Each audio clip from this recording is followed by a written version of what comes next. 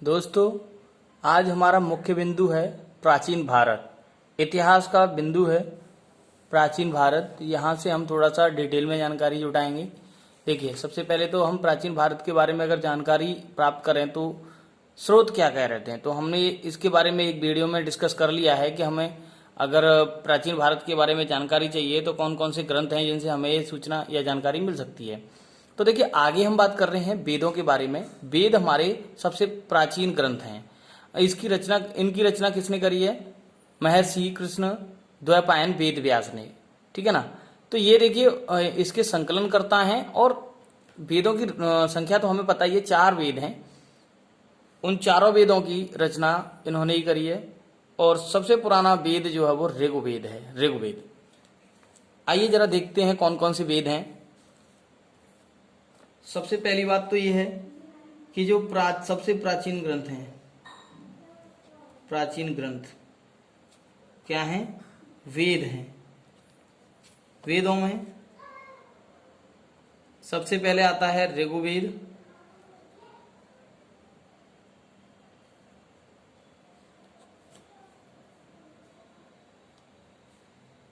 ऋग्वेद,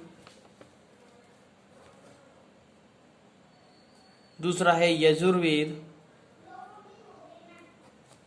तीसरा है सामवेद और चौथा है अथर्ववेद।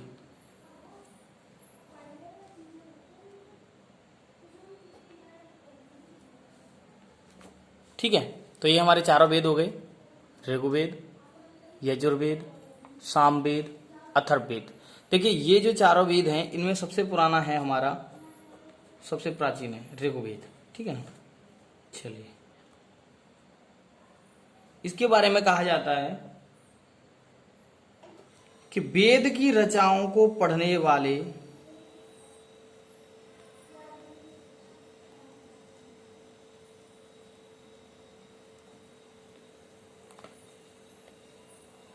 ऋषि को होत्र कहते हैं। होत्र कहते हैं। क्या कहते हैं? होत्र।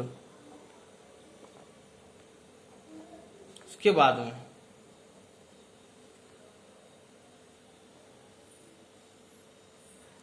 वेदों में जो सबसे प्राचीन है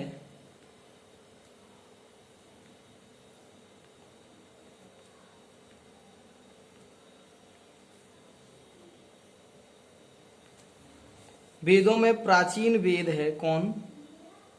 ऋग्वेद।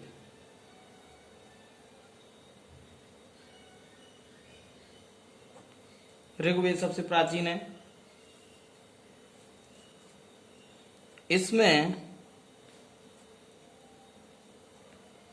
10 मंडल हैं, 1028 सूक्तियां हैं।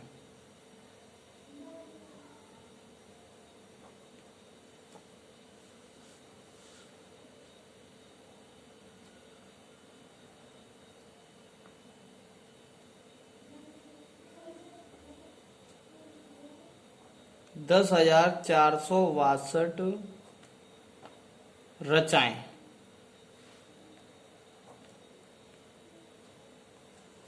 ठीक है ना। तो ये डिटेल है किसके बारे में? ऋग्वेद के बारे में। ऋग्वेद के बारे में क्या कहा गया? इस वेद की रचनाओं को पढ़ने वाले ऋषि को होत्र कहते हैं। वेदों में प्राचीन वेद ऋग्वेद है। इस वेद में 10 मंडल हैं, 1028 सूक्तियां हैं और 10,462 रचाएं हैं। ठीक है ना। अब देखिए, ऋग्वेद के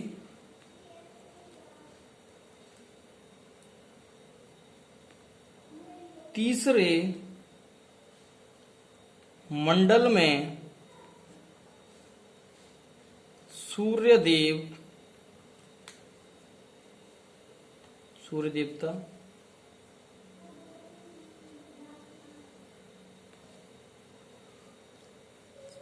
सावित्री को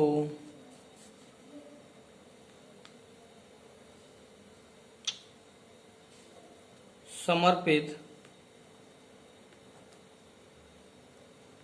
प्रसिद्ध गायत्री मंत्र है।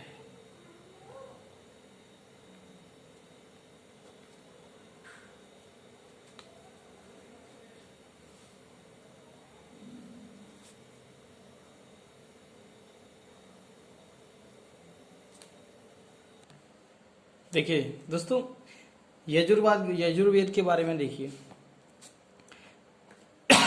यह वेद जो है गद्य एवं पद्य दोनों में रचित है।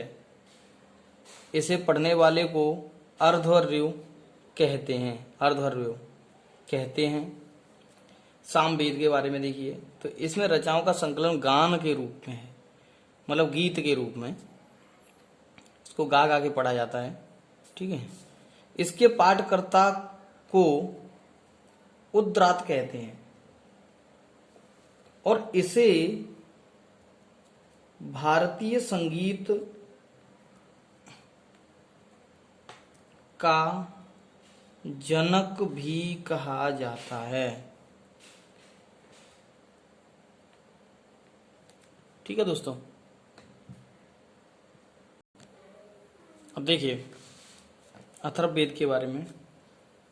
चौथा वेद है हमारा।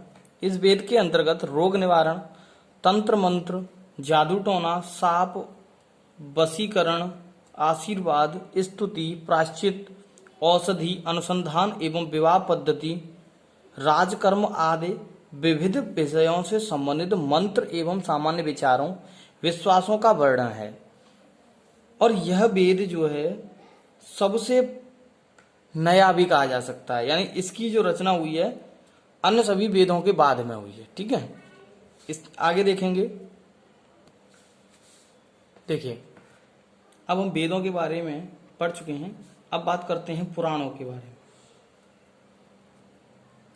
देखिए पुराणों के बारे में कहा जाता है कि ये काफी प्राचीन हैं और इनसे भारत के बारे में, जो भारत का इतिहास है उसके बारे में एक क्रमबद्ध विवरण प्राप्त होता है हमें। और ये जो विवरण है हमें तत्कालीन अवस्थाओं के बारे में जानकारी प्रदान करता है। पुराणों की संख्या जो है वो 18 है, लेकिन केवल 5 ही ऐसे हैं पुराण, जैसे मत्स्य पुराण, विष्णु पुराण, वायु पुराण, ब्राह्मण पुराण एवं भागवत पुराण, जिसमें राजाओं की वंशावली पाई जाती है। तो देखिए दोस्तों, यहाँ हमने वेदों के बारे में जाना, वेदों के साथ साथ हमने अभी देखा पुराणों के बारे में। आगे देखते हैं। जातक कथाएं, बुद्ध की पूर्व जन्म की कहानियां इसमें वर्णित हैं। जो जातक कथाएं हैं इसमें बुद्ध की पूर्व जन्म की कहानियां हैं। जैन साहित्य के बारे में कहा जाए तो जैन साहित्य को आगम कहा जाता है। जैन धर्म का प्रारंभिक इतिहास कल्प सूत्र से ज्ञात होता है। कल्प सूत्र एक रचना है, इसके द्वारा जैन धर्म का प्रारंभिक इतिहास पता चलता है। उसके बाद में देखिए चाणक्य के लेख जो है ना अर्थशास्त्र, उसमें मौर्य युगीन भारत के बारे में जानकारी मिलती है। कल्लड़ की पुस्तक राजतरंगिणी से जम्मू एवं कश्मीर के इतिहास के बारे में जानकारी मिलती है। तो देखिए ये सभी पुस्तकें भारत के प्राचीन इतिहास के बारे में हमें कुछ न कुछ जानकारी दे रही हैं। देखिए राजतरंगिणी के बारे में कहा जाता है कि ये जम्मू कश्मीर के इतिहास के बारे में जानकारी मिलती है इसमें देख पढ़ने पर इसको। आगे देखिए पतंजलि पुष्यमित्र शुंग के पुरोहित थे। तो ये पुष्यमित्र शुंग थे, उनके एक पुरोहित थे जिनका नाम था पतंजलि।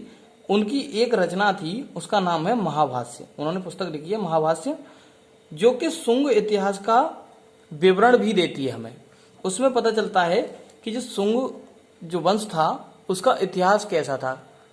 आगे देखिए ये तो रहे भारतीय स्रोत जिनके बारे में हमें भारत के बारे में जानकारी मिलती है। कुछ विदेशी यात्री भी भारत आए और तत्कालीन अवस्थाओं के बारे में उन्होंने अपनी अपनी पुस्तकों में लिखा और उन्होंने कई सारे विवरण दिए हैं। उनको देखते हैं एक बार।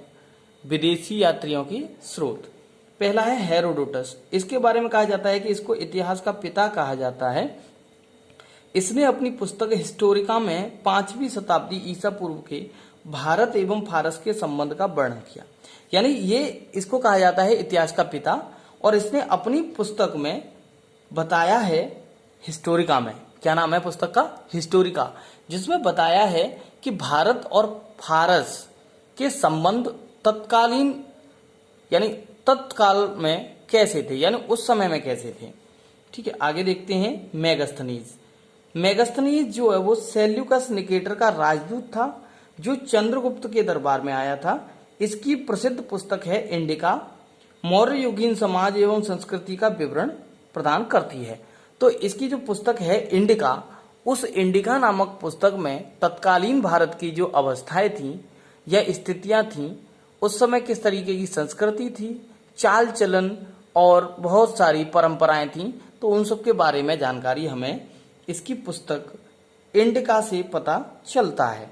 चलिए इसके बारे में देखते हैं। टॉलमी, टॉलमी के बारे में देखिए तो टॉलमी जो है इसने दूसरी शताब्दी में भारत का भूगोल नामक पुस्तक लिखी है और इसमें भारत की तत्कालीन परिस्थितियों, परंपराओं और संस्कृति के बारे में विवरण दिया है। प्लिनी, इसकी प्रसिद्ध पुस्तक नेचुरल हिस्ट्री है और इस पुस्तक में भारतीय पशुओं, पेड़ पौधों, खनिज पदार्थों आदि के बारे में जानकारी मिलती है। आगे देखिए, एक चीनी यात्री भी हमारे भारत में आया था जिसका नाम था वेनसांग। वो हर्षवर्धन के शासनकाल में भारत आया और यहाँ पर नालंदा विश्वविद्यालय में उसने अध्ययन किया, कई सारी जानकारियां जुटाई और उसके बाद उसने अपना वृतांत सियूकी नाम से लिखा। तो ये तो थी कुछ भारत के बारे में जानने के लिए स्रोतों के प्रमुख स्रोत थे। कुछ पुस्तकें थीं, कुछ लेख थे, ठीक है, जिनके माध्यम से हम प्राचीन भारत के बारे में जानकारी जुटा सकते हैं। तो ये काफ़ी एग्जाम की दृष्टि से काफ़ी बहुत ज़्यादा इम्पोर्टेंट है। आप लोग इसको देखिए और इसको अगर आप चाहिए तो नोट डाउन कर सकते हैं। Thank you.